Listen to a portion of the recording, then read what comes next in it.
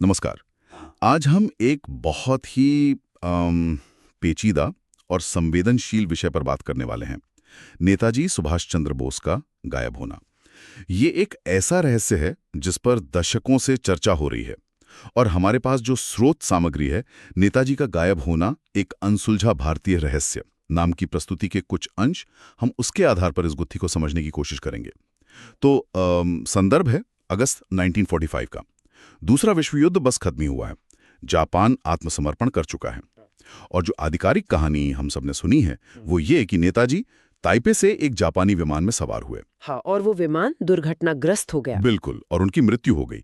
लेकिन यहीं से असली कहानी शुरू होती है, क्योंकि सबसे बड़ा सवाल उनका पार्थिव शरीर, वो कभी मिला ही नहीं। हाँ, और इसी वजह से इतने सारे सवाल, इतने सारे सिद्धांत खड़े हुए। सही कहा। तो आज हमारी कोशिश रहेगी कि इस प्रस्तुति में जो बातें उठाई गई हैं उन पर गौर करें, समझें कि नेताजी की मृत्यु या उनके गायब होने को लेकर क्या-क्या थियरीज हैं और जो सरकारी जांच हुई उनका क्या नतीजा निकला। तो पहला सिद्धांत जिस पर यह प्रस्तुति भी काफी जोर देती है, क्या वो विमान दुर्घटना महज एक कहानी थी, एक स्टेज्ड घटना? मतलब एक तरह से मित्र देशों की पकड़ से बचने के लिए। हाँ, शायद। या हो सकता है वो कहीं गुप्त रूप से रहकर वापसी की कोई योजना बना रहे हों। ये स्रोत कुछ गवाहों के बयानों का भी जिक्र करता है और वो बयान आपस में बिल्कुल मेल नहीं खाते।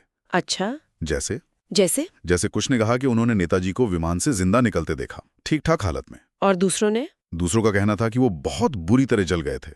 मतलब बिल्कुल अलग अलग बातें। तो सवाल उठता है कि सच कौन बोल रहा था। और देखिए, यहाँ ये समझना भी जरूरी है, जैसे ये प्रस्तुति भी इशारा करती है कि युद्ध के ठीक बाद का समय था, कितनी उथल पुथल, कितना केओस रहा होगा। हाँ बिल्कुल। उस माहौल में सही जानकारी इकट्ठा करना, तथ्यों को वेरीफाई करना, ये अपने आप में एक बहुत बड़ी चुनौती थी। तो ये विरोधाभासी बयान शायद उसी कंफ्यूजन का नतीजा हो। सही बात है। और फिर कहानी और भी ज्यादा रहस्यमयी हो जाती है जब बात आती है फैजाबाद के उन साधु की। गुमनामी बाबा। हाँ, उनका जिक्र तो हमेशा आता है इस संदर्भ में। हाँ, प्रस्तुति में इस पर काफी विस्तार से बात है। दावे ये थे कि ये साधु एकांत में रहते थे, कई भाषाएं जानते थे, उन्हें अंतर्राष्ट्रीय राजनीति की गजब की समझ थी। और दिखने में भी कहा जाता है कि वो नेताजी जैसे लगते थे। बिल्कुल। और स्थानीय लोग तो जैसे पूरे यकीन से कहते थे।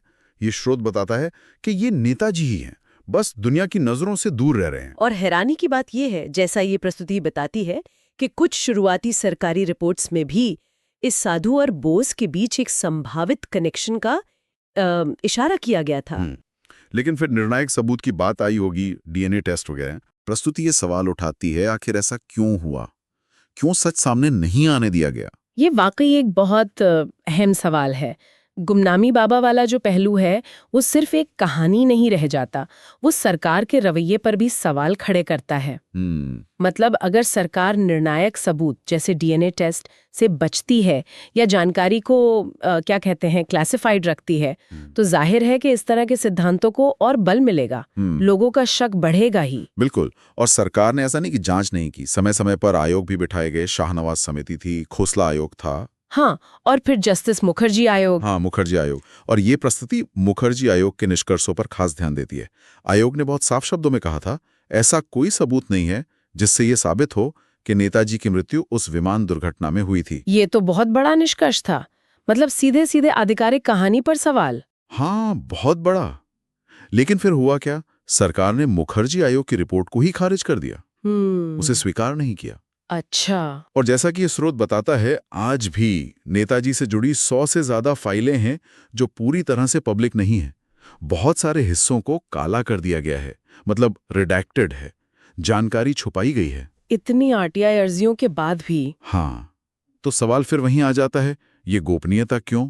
आखिर छिपाया क्या जा रहा है? और अगर हम इसे थोड़ी बड़ी तस्वीर में देखें तो ये पैटर्न कई बार दिखता है।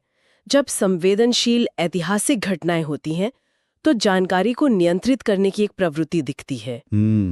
ये प्रस्तुति भी शायद इसी तरफ इशारा कर रही है कि पारदर्शिता की ये जो कमी है, यही अटकलों को, अफवाहों को और वैकल्पिक सिद्धांतों को दशकों तक जिंदा रखती है। ये सिर्फ इतिहास का सवाल नहीं रहता फिर। तो कुल मिलाके इन स्रोतों के आधार पर हम कहाँ पहुँचते हैं? मतलब क्या समझ आता है?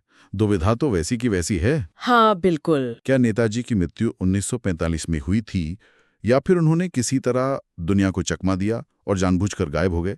यह प्रस्तुति इसे एक अनसुलझी पहेली ही बताती है। कुछ लोग तो इसे राष्ट्रीय घाव भी कहते हैं। हाँ, एक ऐसा घाव जो भरा नहीं है क्योंकि सच सामने नहीं आया। बिल्कुल, एक ऐसा सवाल जिसका जवाब शायद पूरा देश जानना चाहता है। और शायद अंत में सोचने वाली बात यह है, जैसा ये स्रोत भी हमें सोचने पर मजबूर करता है, कि ये सवाल इतने सालों बाद भी इतना जिंदा क्यों है? ये जो फाइलों पर पर्दा है, ये सरकार द्वारा बताए गए इतिहास और असलियत के बीच के तनाव के बारे में क्या कहता है? ये रहस्य शायद सिर्फ एक ऐतिहासिक जिज्ञासा नहीं है, बल्कि ये तथ्य, विश्वास और सत्ता की राजनीति के बीच जो निरंतर एक संघर्ष चलता है, उसका प्रतीक है।